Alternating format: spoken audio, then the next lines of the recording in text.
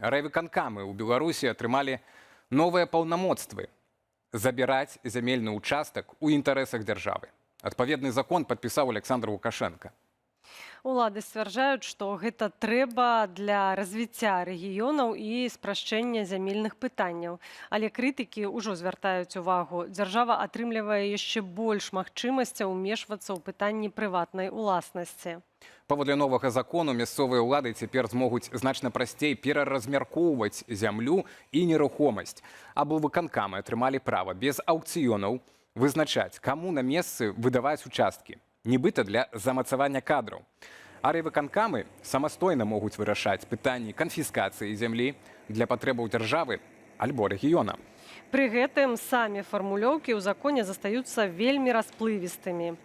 Што менавіта можа лічыцца інтарэсам дзяржавы, фактычна вызначаць будуць чыноўнікі. Адначасова дзяржава ўзмацняе кантроль над незавершаным будаўніцтвам, арэндай і нават самавольна занятымі участкамі. Фармулёўка размытая у інтарэсах рэгіёну або дзяржавы. Што гэта, на вашу думку, значыць на практыцы, будзе значыць?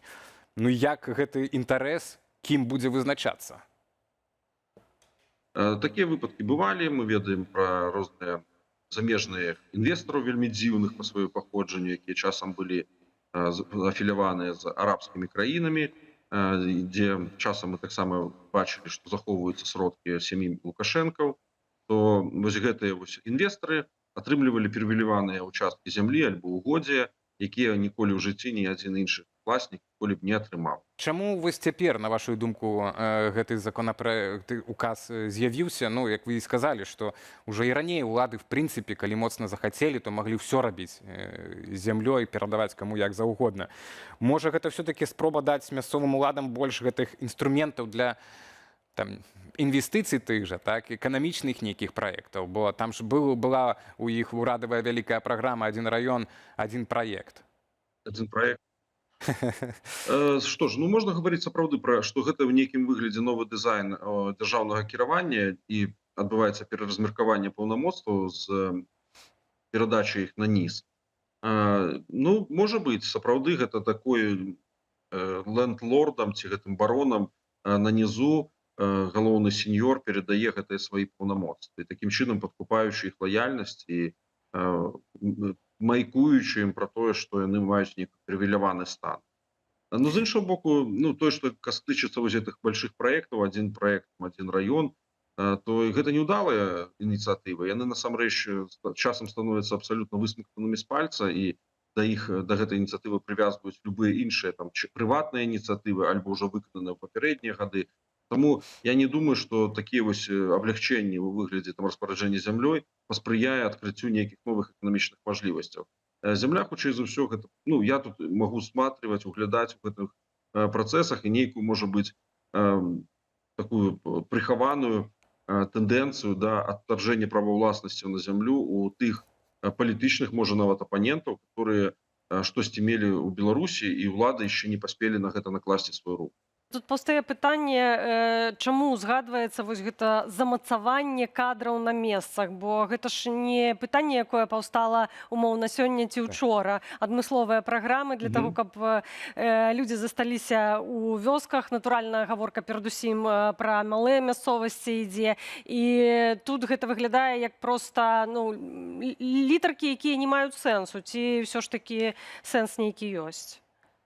Ён ёсць схаваны. Я адразу, толькі вы сказалі вось пра гэтую акалічнасць, падумаў пра, што зямля дзе-небудзь у якой-небудзь вёсцы, можа быць, яна і не мае такой каштоўнасці, але зямля, якая знаходзіцца ў цэнтры населенага пункта, на якую яшчэ мясцовы чыноўнік не наклаў лап, то перапрафіляваць прызначэнне гэтай зямлі, нейкім чынам адторгнуць правы ўласнасці у якога-небудзь і прадпрымальніка ці прыватнага ўласніка, гэта, канешне, бы было для гэтых вось чыноўнікам таким залатым дном для узбагачэння.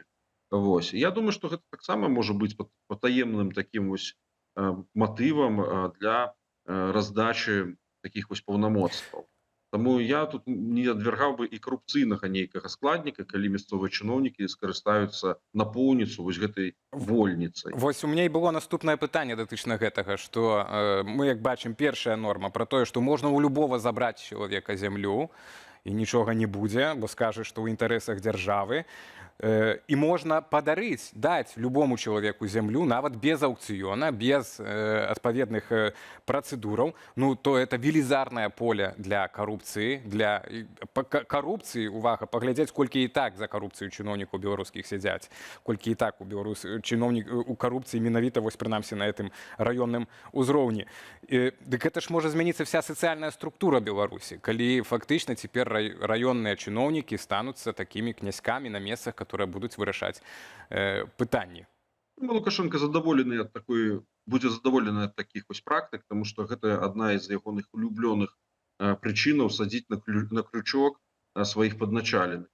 Любы чыноўнік, які атрымае такія паўнамоцтвы і пачне карыстацца гэтымі мажлівасцямі, ён аўтаматычна патрапіць у прыцэл ці органаў дзяржкантроля, ці пракуратуры, ці следчага камітэта і будзе незалежна ад сваіх, так скажем, перакананняў, там, гатоўнасці служыць закону, вельмі спакушаны злоўжываць, а далей патрапляць пад кантроль. То есть Лукашенко ніколі не мяняўся ў сваіх практыках. Адна з практыкаў гэта карумпаваць з мэтай падпарадкаваць. Вельмі сумна, вельмі сумна атрымліваецца і што няма ніякіх кантрольных цяпер механізмаў. Раней, прынамсі, былі кантрольныя нейкія механізмы медыі, которые маглі бы глядзець на рукі тым чыноўнікам. А прымаецца такі закон з такімі паўнамоцтвамі да чыноўнікаў і няма вось унутры краіны гэтых механізмаў кантроля. Гэта вельмі прыкра. Будзем сачыць за развіццём гэтай тэмы, за наступствамі гэтага ўказа. Юрась Меляшкевіч, актывіст, намеснік старшыні партыі БНФ, быў з намі на відэасувязі. Абмяркоўвалі мы апошні ўказ Александра Лукашэнкі, які дазваляе райвыканкамам ізымаць зямлю і пасля дарыць яму каму-небудзь без аўкцыёна.